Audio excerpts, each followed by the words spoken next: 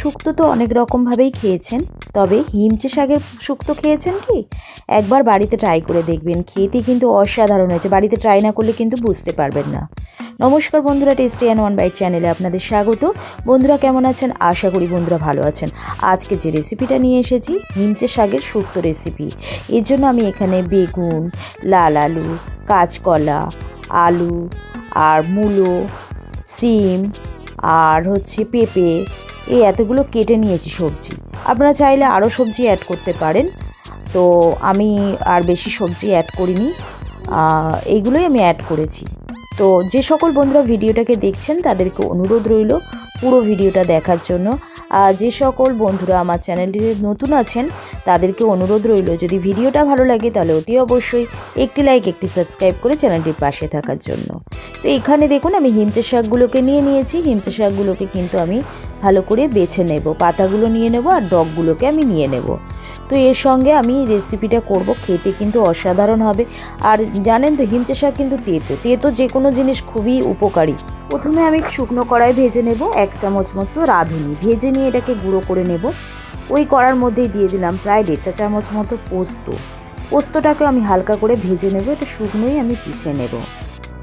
তো এগুলো প্রায় ভাজা হয়ে গেছে, আমি এবার এটাকে নামিয়ে নেব। কড়াইতে দিয়ে দেব সরিষার তেল, 2 চামচ মতো সরিষার তেল দিয়ে এখানে আমি বড়ি ভেজে নিলাম। আমি এখানে খেসারির ডালের বড়ি ব্যবহার করেছি, আপনারা চাইলে অন্য সাদা বড়িও ব্যবহার করতে পারেন।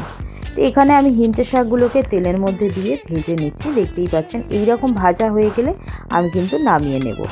আচ্ছা, কড়াইতে আমি আবারও সাদা তেল দিয়ে দিয়েছি। তো কাঁচকলাগুলো ভাজার জন্য অল্প পরিমাণে হলুদ দিলাম, আর কিন্তু আমি হলুদ দেব না এখানে। এবারে কাঁচকলা ভাজা হয়ে গেছে, আলু আর লাল আলুগুলোকে আমি ভেজে নিলাম। বেগুনগুলোকে দিয়ে দিচ্ছি, বেগুনগুলোকেও ভেজে নেব।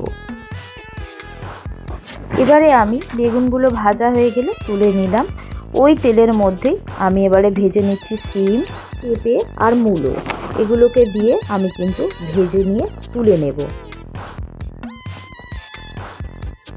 এবারে ওই তেলের মধ্যেই আমি দিয়ে দিচ্ছি প্রায় 1/2 চামচ মতো 5 ফোড়ন, দিয়ে নাড়াচাড়া করে নিয়ে 1 চামচ আদা বাটা দিয়ে নাড়াচাড়া করে নিয়ে আলু, লাল আলু, মূলো আর পেঁপেগুলোকে এর মধ্যে দিয়ে দিচ্ছি, কারণ এগুলো সিদ্ধ হতে একটু টাইম লাগে, সেই জন্য এগুলো আগে আমি দিয়ে দিলাম। দিয়ে এখানে আমি দিয়ে দিচ্ছি পোস্ত, যে পোস্তটাকে আমি ভেজে গুঁড়ো করে তার মধ্যে খানিকটা জল মিশিয়ে এর মধ্যে অ্যাড করে দিয়ে নাড়াচাড়া করে নিয়ে আমি এর মধ্যে দুধ অ্যাড করে দিচ্ছি।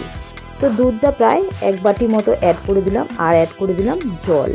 এবারে এগুলো হাফ সিদ্ধ হয়ে গেলে আমি যে কাঁচকলা, বেগুন আর শিম ভেজে রেখেছিলাম সেইগুলোকে এর মধ্যে অ্যাড করে দিলাম। দিয়ে এবারে আমি যে হিমচে শাকগুলো ভেজে রেখেছিলাম সেগুলো অ্যাড করে নিয়ে আমি এবারে লবণ দিয়ে দিলাম স্বাদ অনুযায়ী। লবণটা দিয়ে ঢাকা দিয়ে পুরো প্রপারলি সিদ্ধ হয়ে গেলে আমি এখানে বড়িগুলোকে অ্যাড করে দিলাম। আমি যে রাঁধুনি গুঁড়ো করে রেখেছিলাম সেটা অ্যাড করে দিলাম, 1/2 চামচ ঘি অ্যাড করে দিয়ে নাড়াচাড়া করে নামিয়ে নিলেই রেডি হয়ে যাবে হিমচে শাকের শুক্তো রেসিপি। খেতে অসাধারণ হয়েছে, বিশ্বাস করবেন না, বাড়িতে একবার ট্রাই করে দেখবেন, আশা করি আপনাদের খুবই ভালো লাগবে। ভিডিওটা ভালো লাগলে একটি লাইক, একটি সাবস্ক্রাইব করে চ্যানেলটির পাশে থাকার জন্য অনুরোধ রইল। কমেন্ট করে জানাবেন রেসিপিটা কেমন লাগলো, ভিডিওটাকে বেশি বেশি করে শেয়ার করে দেবেন, আর বেল আইকনটা প্রেস করতে ভুলবেন না। বেল আইকনটা প্রেস করলে সবার আগে নোটিফিকেশন আপনাদের কাছে পৌঁছে যাবে আমি যে নিত্যদিন ভিডিওগুলো ছাড়ি। আমি আবারও একটা নতুন রেসিপি নিয়ে হাজির হব, ততক্ষণ আপনারা সুস্থ থাকবেন, ভালো থাকবেন। আজকের মতো এইটুখানি, ধন্যবাদ বন্ধুরা।